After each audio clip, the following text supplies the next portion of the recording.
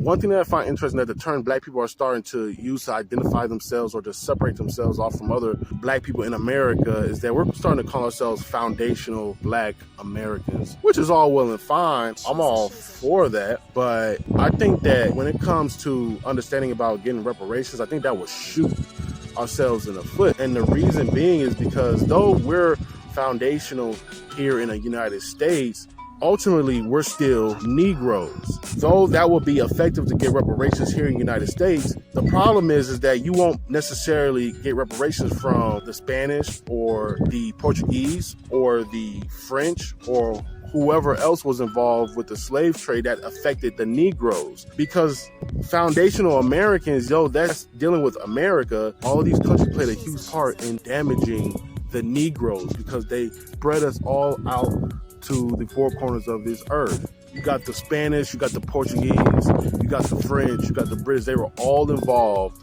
with the destruction of the Negro. It's not just America or the United States, it's all of these people that were involved with the destruction of the Negro. So yeah, foundational is great in distinguishing apart from other so-called black people here in the United States who aren't black.